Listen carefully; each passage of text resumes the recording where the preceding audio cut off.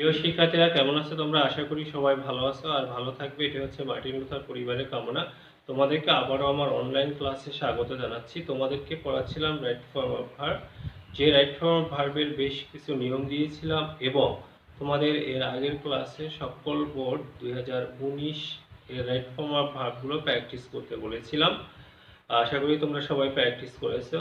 আর যে নিয়মগুলো দিয়েছিলাম সব নিয়মগুলো তোমরা অবশ্যই বুঝতে পেরেছো। না বুঝলে অবশ্যই আমাকে কোশ্চেন করবে। আর এর পরবর্তী যে নিয়ম, দ্যাট মিনস আজকে যে নিয়মগুলো দেব এখন, এই নিয়মগুলো খুব ভালো করে খেয়াল করো এবং বোঝার চেষ্টা করো।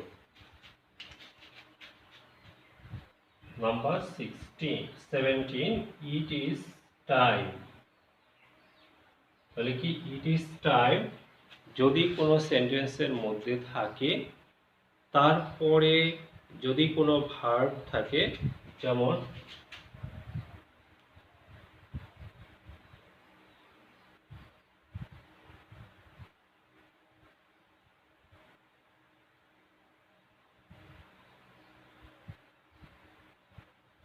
প্রোগ্রাম, সংক্ষেপে লিখো it is time start the program. যদি ইট ইজ টাইম দেখে তোমাকে বুঝতে হবে ইট ইজ টাইমের পরে সবসময় ইনফিনিটিভ হয়। আর তোমরা সবাই ইনফিনিটিভের গঠন জানো। ইনফিনিটিভের গঠন হচ্ছে কি 2 + V1। তাহলে it is time to start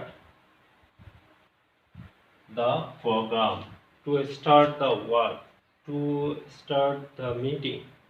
তাহলে ইট ইজ টাইমের পরে যদি কোনো ভার্ব আসে, ওই ভার্বের আগে, ওই ভার্বের বেস ফর্মের আগে আমরা টু বসাবো, তাহলে সেটি ইনফিনিটিভের কাজ করবে। আবার আরেকটি উদাহরণ দেখো, ইট ইজ টাইম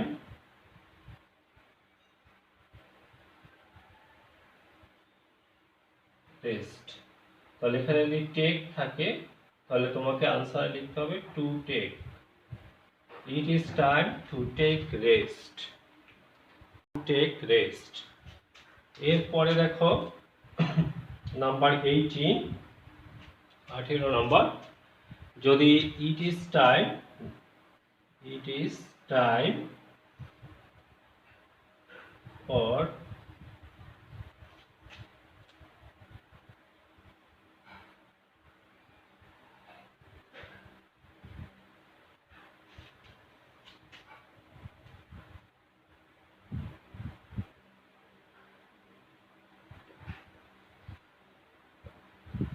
দেখো ইট ইজ টাইম ফর আস, তারপরে হচ্ছে দেয়ার।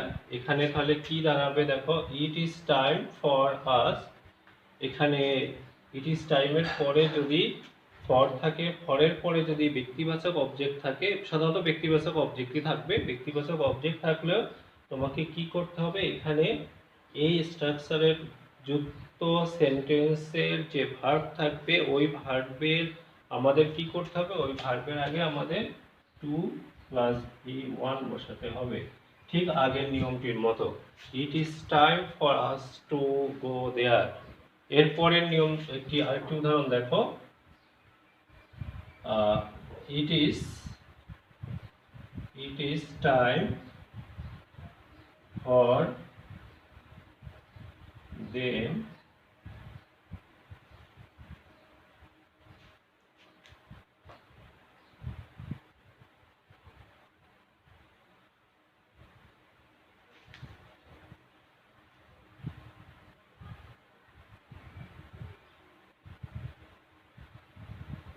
people, it is time for them, the flood affected people।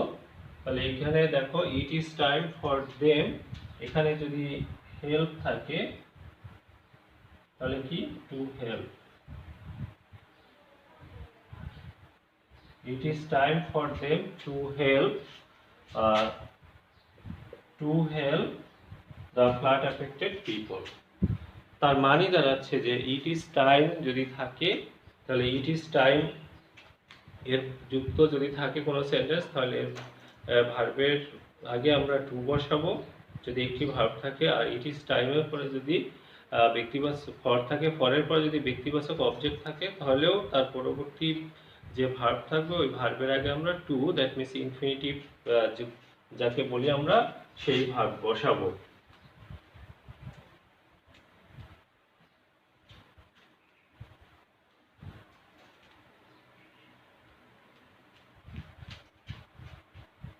Number 19, 19 নম্বর দেখো, it is time plus subject যদি থাকে।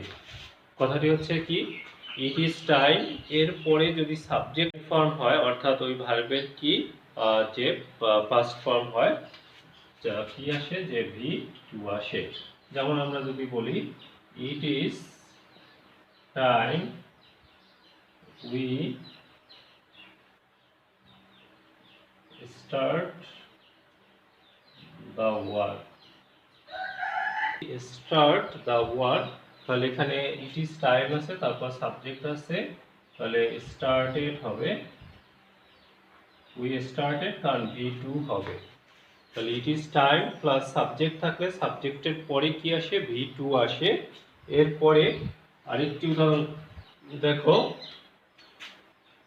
ইট is time they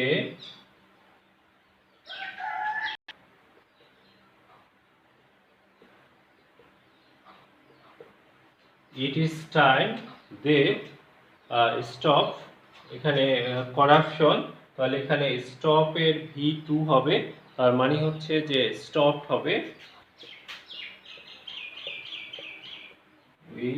they stop corruption, তাহলে ভি টু বসলো। এরপরের নিয়ম দেখো, number 20,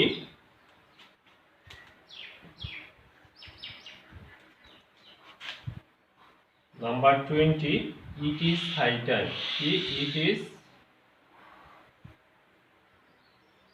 it is high time plus subject plus V two, এভাবে। তাহলে কোনো দেখো, তাহলে কি, it is high time subject V two হয়, যেমন মনে করো it is high time we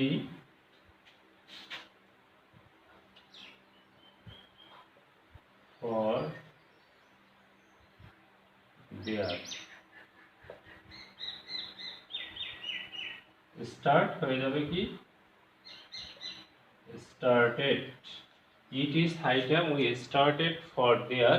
এখানে একটু বলে রাখি যে ইট ইজ হাই টাইম, যে কাজ আগে করা দরকার ছিল কিন্তু করা হয়নি, এখন আর না করলেই নয়, এইসব ক্ষেত্রে মূলত ইট ইজ হাই টাইম বসে। যেমন মনে করো it is high time we started the work, it is high time we started our study, তার মানে হচ্ছে আগে পড়াশোনা করা হয়নি, এখন আর না করলেই নয়, এইসব ক্ষেত্রে মূলত ইট ইজ হাই টাইম বসে। ইট ইজ হাই টাইম এটি মূলত তোমাদের কমপ্লিটিং সেন্টেন্সের ক্ষেত্রেও আসে, আবার দেখা যাচ্ছে যে তোমাদের যে 3 নম্বরের ক্ষেত্রেও আসে। তাহলে it is high time we subject আসে, সাবজেক্টের পরে কি ভি টু বসে, আর ইট ইজ টাইমের পরেও যদি সাবজেক্ট আসে তারপরেও কিন্তু ভি টু বসে।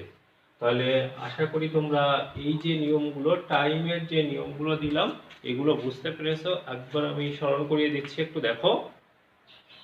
ইট ইজ টাইমের পরে টু প্লাস ভি অন, অর্থাৎ ইনফিনিটিভ বসে ভার্ব টুকু। এরপর ইট ইজ টাইমের পরে যদি ফর থাকে, ফরের পরে একটি ব্যক্তিবাচক অবজেক্ট আসে, তারপরেও আবার ইনফিনিটিভ বসে, অর্থাৎ to plus V one verb টুকু। এরপর আসো, ইট ইজ টাইমের পরে যদি সাবজেক্ট থাকে, সাবজেক্টের পরে ভি টু বসে, তাহলে কি ভার্বের অংশটুকু কি হবে, সাবজেক্টের পরে ভি টু। এরপর আসো, ইট ইজ হাই টাইম, এর পরে সাবজেক্ট থাকে, সাবজেক্টের পরেও ভি টু বসে, শুধু ভার্বটুকু তাহলে কি হয়, ভি টু। আশা করি তোমরা এই নিয়মগুলো বুঝতে পেরেছো। এর পরের নিয়ম দেখো 21, 21 দেখো, as if, as though, এগুলোর অর্থ কিন্তু যেন অথবা উইশ। যদি থাকে তাহলে তার পরবর্তীতে একটি সাবজেক্ট আসে এবং সাবজেক্টের পরে যে ভার্ব আসে, যদি বি ভার্ব আসে তাহলে ভার্বের সেকেন্ড ফর্ম হয়। এখানে একটি বিষয় বলে রাখি যে সকল সাবজেক্টের সাথে সাবজেক্ট সিঙ্গুলার নাম্বার হলেও ভার্বের সাথে কি বসে, ওয়্যার বসে, মানে বি ভার্বের পরিবর্তে ওয়্যার বসে। কারণ এগুলোর পরে যে সাবজেক্ট আসবে, সাবজেক্টের পরের যে অংশটুকু সাধারণত আনরিয়েল ফার্স্ট টেন্স, যেটা অবাস্তব বা অসম্ভব এমন বোঝায় বিধায়ী সকল সাবজেক্টের সাথে ওয়্যার বসে। যেমন একটি উদাহরণ দেখো, হি বা আই উইশ, আই এখানে বি আছে, bird, I wish I were a bird, আমি যদি পাখি হতে পারতাম।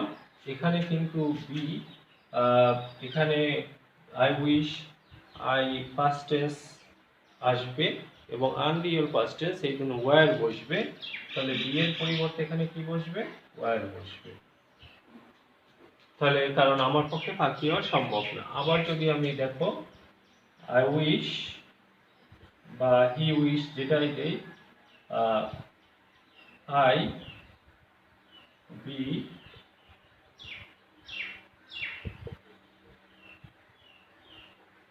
অ্যাগেইন, আমি ইচ্ছা প্রকাশ করি যদি আমি পুনরায় শিশু হতাম। এখানে আমার পক্ষে আর শিশু হওয়া সম্ভব না, অবাস্তব বা অসম্ভব, এই জন্য এখানে কি বসবে, ওয়্যার বসবে আনরিয়েল এর কারণে। এরপরে দেখো হি বিহেভস, as if he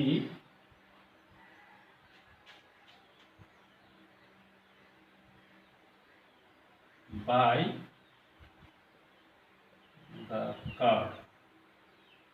এখানে একটি বিষয় খেয়াল করো, সে এমন ব্যবহার করে যেন, অ্যাজ ইফ বা অ্যাজ দো যেটাই আসুক না কেন, এখানে কিন্তু অ্যাজ দো হলে একই কথা হতো, অ্যাজ দো হলে একই কথা হতো।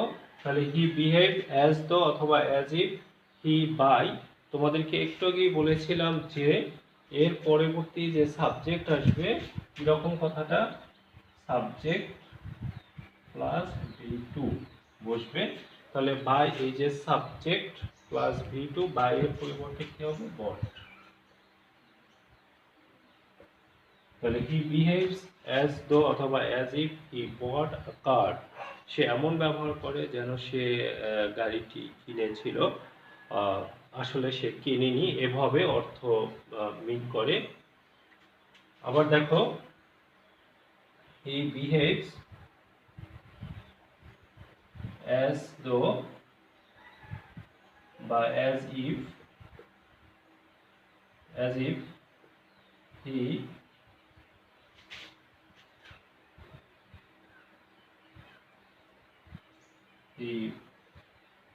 ওয়ার, যদি বি থাকে, মিলিয়নার। বিহেভস অ্যাজ ইফ, তাহলে হি কি হবে এখানে, হি ওয়ার এ মিলিয়নার। তাহলে এখানে যে বিষয়টা দাঁড়াচ্ছে যে অ্যাজ ইফ, অ্যাজ দো এবং উইশ থাকলে এদের পূর্ববর্তী অংশ যদি পাস্ট টেন্সের হয়, এর পূর্ববর্তী অংশ যে টেন্সেরই হোক না কেন, পরের অংশে মূলত কি হয়, আনরিয়েল পাস্ট টেন্স হয়। এর পরের নিয়ম দেখো, এই নিয়মটাই যদি আমি দেখো উইশ বাদ দিয়ে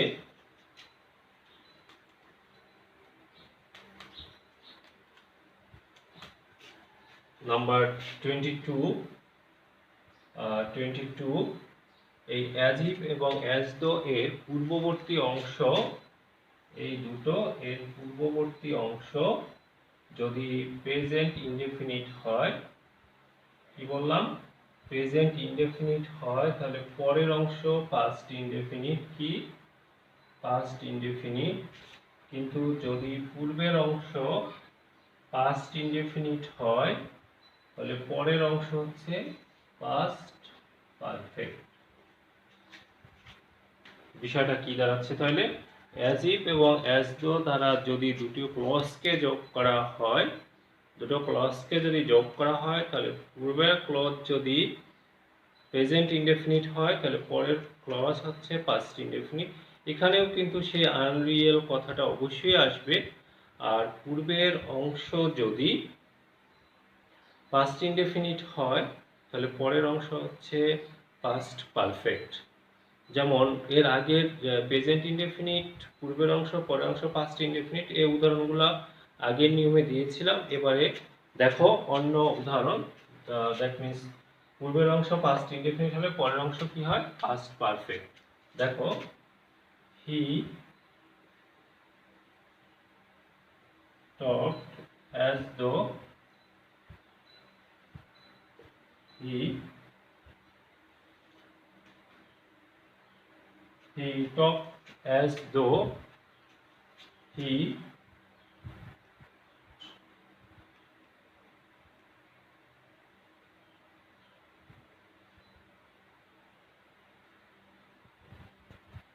by the car.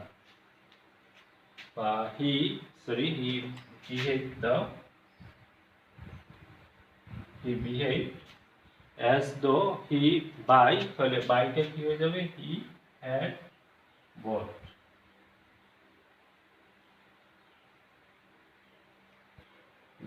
the car। তাহলে পূর্বের অংশ দেখো এখানে কিন্তু as if though না হয়ে as if হতো he behaved, এখানে had bought। আশা করি এটা বুঝতে পেরেছো। আর আজকে যে নিয়মগুলো দিলাম আশা করি সবাই বুঝতে পেরেছো। নিয়মগুলো কি ছিল আর একবার বলছি। দেখো ইট ইজ টাইম থাকলে এর পরে ইনফিনিটিভ হয়, ইনফিনিটিভ মানে হচ্ছে 2 + v1। ইট ইজ টাইমের পরে সাবজেক্ট থাকলে সাবজেক্টের পরে ভার্বের টু ফর্ম হয়, তার মানে ভার্বের পাস্ট ফর্ম। আর ইট ইজ টাইমের পরে যদি ফর থাকে, ফরের পরে অবজেক্ট থাকলে অবজেক্টের পরেও ইনফিনিটিভ হয়। আর ইট ইজ হাই টাইমের পরে যদি সাবজেক্ট থাকে তাহলে ওই সাবজেক্টের দেখা যাচ্ছে যে পরে V2 হয়। এরপরে যে নিয়মটা ছিল তা হচ্ছে অ্যাজ ইফ অথবা অ্যাজ দো আর উইশ, এদের পরে সবসময় আনরিয়াল পাস্ট টেন্স হয়।